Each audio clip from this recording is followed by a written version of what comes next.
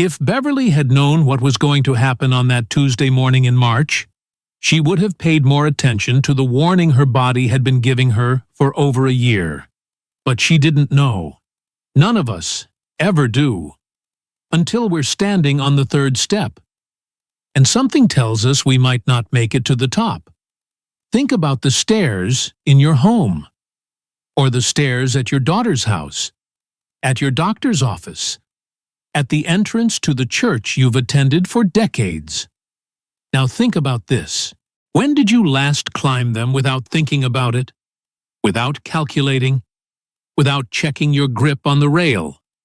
Without that half-second pause at the bottom? Deciding if today is a good day or one of the other days? For most people over 60, there was a moment. A specific, unremarkable, ordinary moment when stairs stopped being stairs and became something else entirely. Something that required a decision. Most people can't name the exact moment.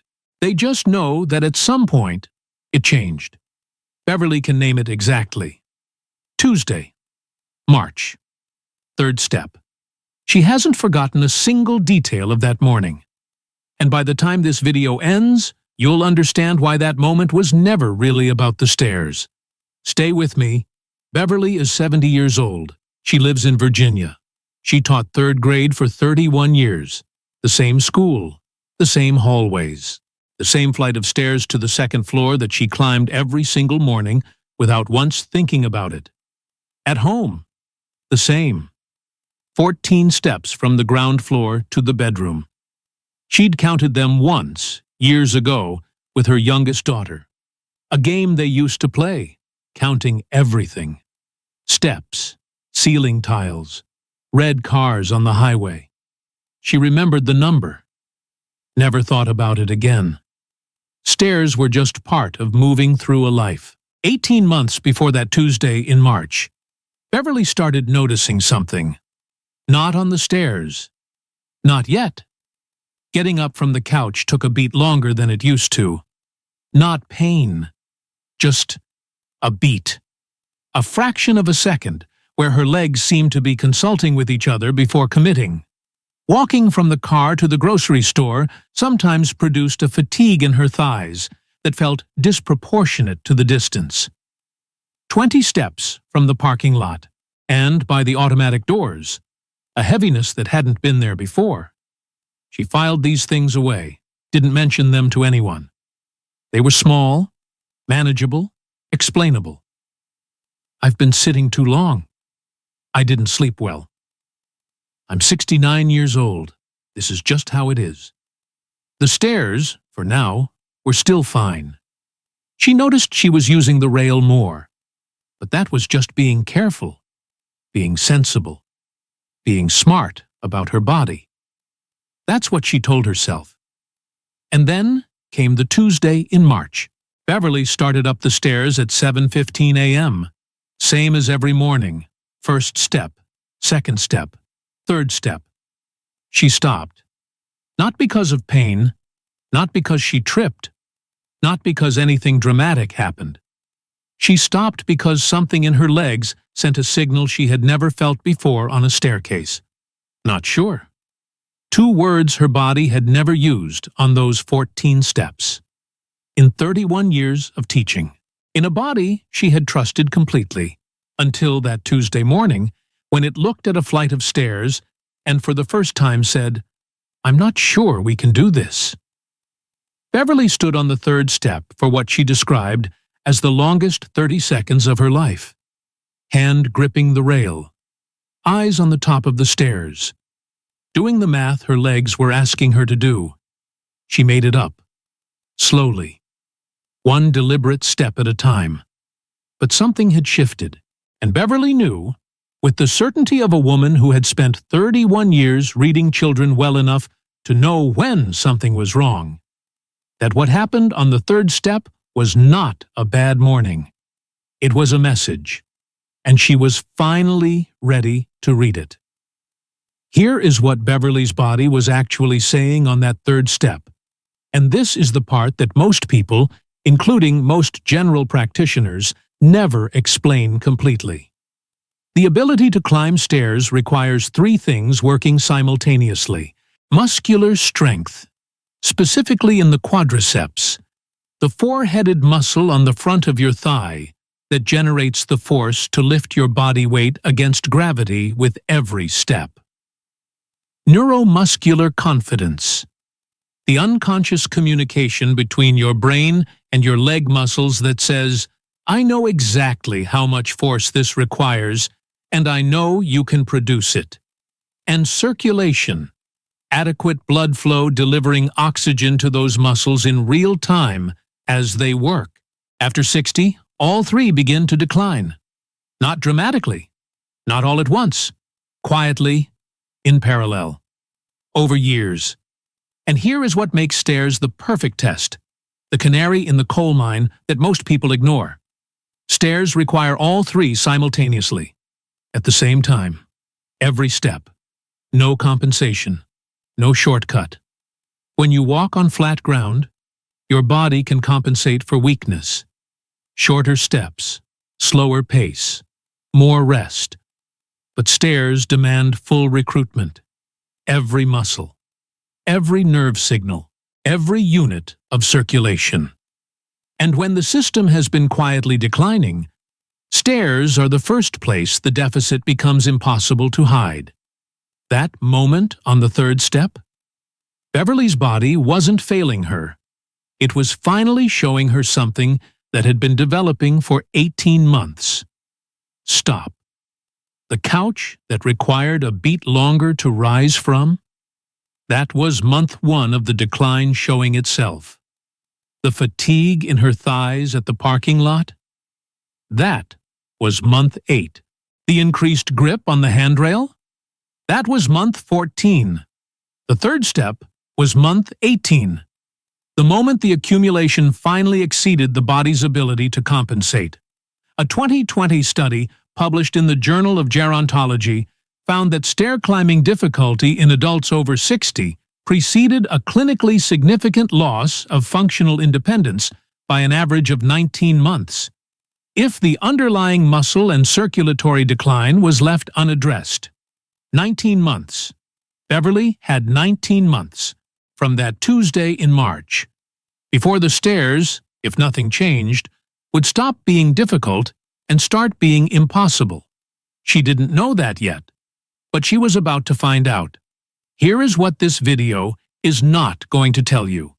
It is not going to tell you every conversation Beverly had with her doctor in April, or exactly what her physical therapist said in May, or the specific morning in June when she climbed the stairs and noticed something had shifted. Those months happened. They mattered. But what matters more is what Beverly understood by September, 6 months after the third step. She understood that her legs had not betrayed her. They had been asking for something, specifically, precisely, persistently, that she had not been giving them. And she understood something else, something that had quietly terrified her since that Tuesday morning. That the stairs were not the problem. The stairs were the messenger. And messengers, when you finally listen to them, don't have to become the enemy. What Beverly did between March and September came down to 3 things, practiced daily, without exception. The first was sit to stand, 10 times, every morning, before leaving the bedroom, rising from the edge of the bed, no hands, standing fully, then sitting back down. This single movement, repeated daily, directly targets the quadriceps with the exact motion that stair climbing requires. Not a gym exercise, not a program. The same movement, the same muscles, 10 repetitions, every morning, before the day asked anything of her legs. A 2021 study in the Journal of Aging and Physical Activity found that daily sit-to-stand practice in adults over 65 produced a 23% improvement in stair climbing performance within 8 weeks. 23% from the edge of a bed every morning before breakfast. The second was wall sits, back flat against the wall. Knees bent at 30 to 45 degrees. Hold for 20 seconds. Rest. Repeat 3 times. This rebuilds the sustained muscular endurance that stairs require. Not the explosive burst of a single step, but the sustained capacity to keep producing force for 14 steps in a row. Beverly started with 10 seconds. By week 4, 30. By week 8, she held for 45 seconds and felt her thighs working in a way she hadn't felt in years. Working. Not failing. Working. The third was heel raises. Standing behind a chair, hands lightly on the back. Rise onto the balls of the feet, hold 2 seconds. Lower slowly. 20 repetitions, twice a day. This activates the calf muscle pump, improving circulation to the lower leg, and rebuilds the ankle stability that provides the foundation for every step up a staircase. 3 things. No gym, no equipment, no program, just Beverly, and what her body had been asking for. 3 movements. Starting tomorrow morning, sit to stand. 10 repetitions before you leave the bedroom. No hands, full stand, full sit. The most important 10 minutes of your leg's day. Wall sit, 3 holds of 20 seconds. Back flat, knees at 30 to 45 degrees. Build the endurance your stairs demand.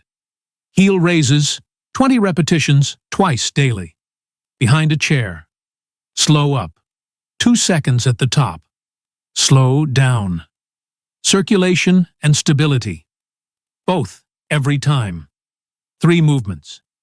8 weeks. The same stairs, a different body. I promised you at the beginning of this video that Beverly remembered every detail of that Tuesday morning in March. Here is the detail she remembers most. Not the hesitation, not the grip on the rail, not the 30 seconds on the 3rd step that felt like the longest of her life. What Beverly remembers most is what she said to herself when she finally reached the top. She stood at the top of the stairs, slightly out of breath, heart beating harder than it should have been, and said quietly to no one in the hallway, "Not yet." Not a declaration, not defiance. Just 2 words that meant something very specific. I'm still here. I'm still in this. And I'm not done fighting for these stairs. 6 months later, September. Beverly climbed the 14 steps to her bedroom without touching the rail. Not because she was showing off. Not because it was a test. Because she didn't need it. Her youngest daughter was visiting that weekend. She watched her mother cross the living room and start up the stairs. Watched her go up. 1 step, then another. Hands free, pace steady. No hesitation. She didn't say anything at first. Then, from the bottom of the staircase, she called up, "Mom, you're not holding the rail." Beverly stopped at the top, turned around slowly, looked down at her daughter standing at the bottom of the same 14 steps they had counted together decades ago, and smiled. I know. 2 words. The same number as the ones she'd said to herself in March. But these 2 words meant something different. I know. And I worked for this. And it's mine again.